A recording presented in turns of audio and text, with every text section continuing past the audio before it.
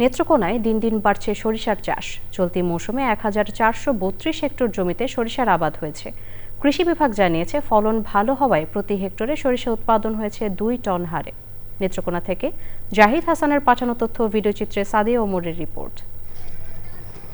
কৃষক ও কৃষি বিভাগ জানিয়েছে চলতি বছর নেত্রকোনার 10 উপজেলায় 15,703 হেক্টর জমিতে সরিষা আবাদের লক্ষ্যমাত্রা ধরা হলেও আবাদ হয়েছে 1432 হেক্টর জমিতে।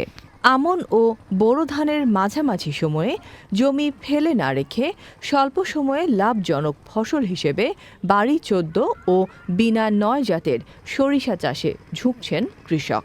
সরিষা যে করছি, সরিষা করার পরে আমরা আবার নগদ ধান লাগাই দিতে পারি, বুঝছেন। আমি বেগুন চাষ করিয়া ও টমেটো চাষ করিয়া 5-6 লাখ টাকার মতো লাভবান হয়েছি। এখন পাশাপাশি আমি আবার সরিষা করেছি। সরিষার ফলনও ভালো হয়েছে। এখন চলছে কাটা ও মাড়াইয়ের কাজ। 5,000 টাকা মন বেচতে পারি আমরা। আমার আজকে দেখা গেল আমার 5 কাঠা জমি যেমন করে হইলে 7.5 মন হবে। আমি যদি 5,000 টাকা দর পাই আমি একটু লাভবান হবো।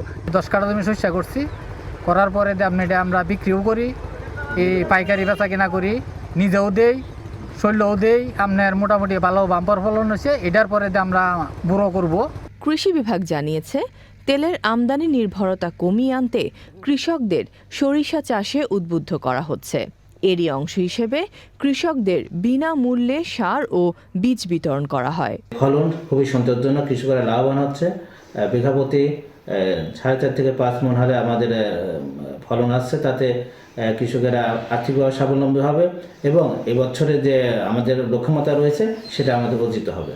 প্রয়োজনীয় পরামর্শ ও সহায়তা এবং বিনামূল্যে বীজ ও রাসায়নিক সার বিতরণ করায় সরিষা আবাদে কৃষকদের আগ্রহ বাড়ছে বলে জানিয়েছেন সংশ্লিষ্টরা। Sadia Omar, channel I.